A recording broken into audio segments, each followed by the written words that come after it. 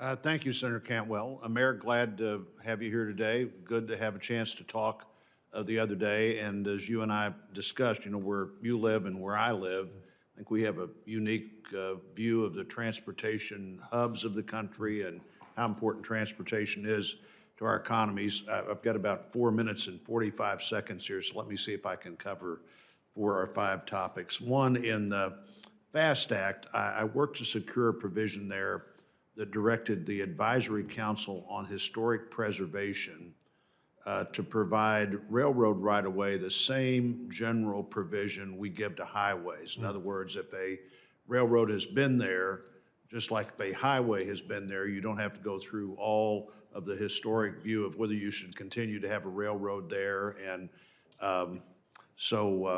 we passed that bill.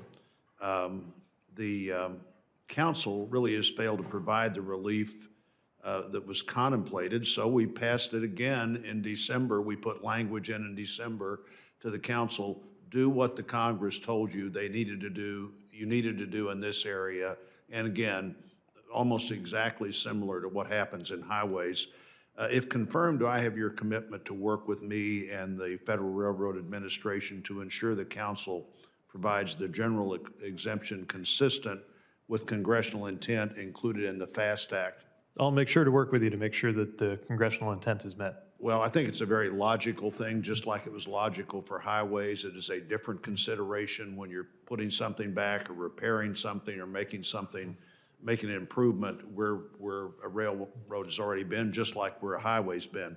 Another topic I think you'd have particular understanding of where the experience you've had as mayor and working with other mayors, essential air service and contract towers.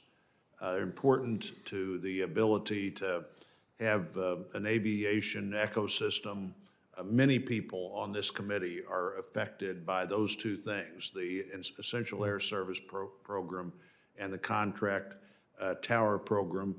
If you have any concerns about those programs not moving forward, I'd like to know that now.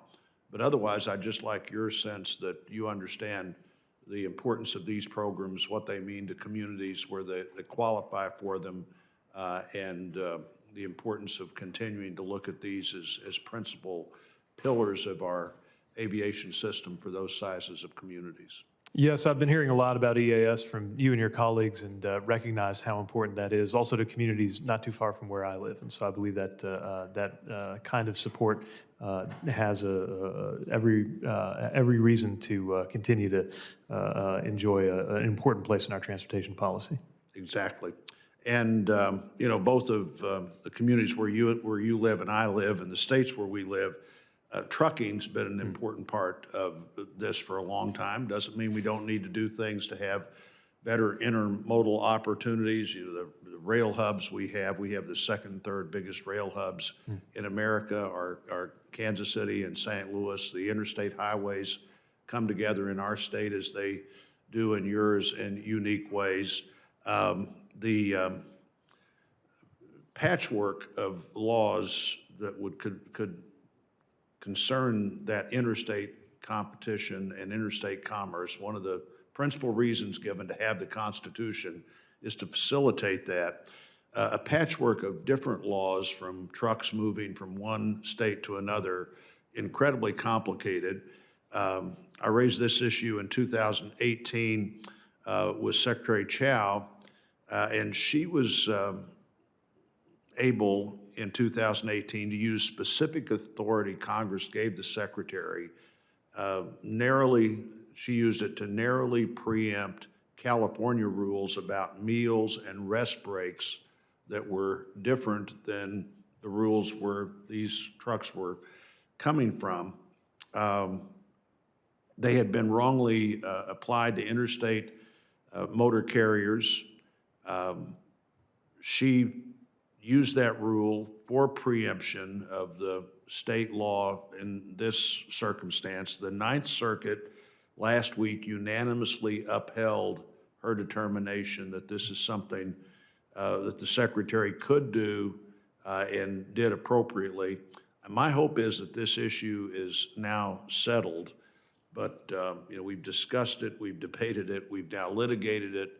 I think it's really important that we don't have a patchwork of rules that someone, someone driving a truck, that's the way they make their living, going across the country, has to worry about when they cross a state line, what happens to them based on the state they were just in. You have any thoughts about that? So I'd want to look more into some of the specific case law you're discussing, but certainly recognize the importance of consistency, predictability, and the key, of course, is squaring that with that fundamental mission of safety.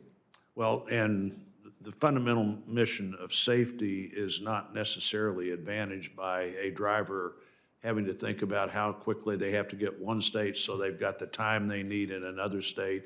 You have the authority to do that if you become secretary, and I hope you use that authority as Secretary Chow did and as the Ninth Circuit upheld again.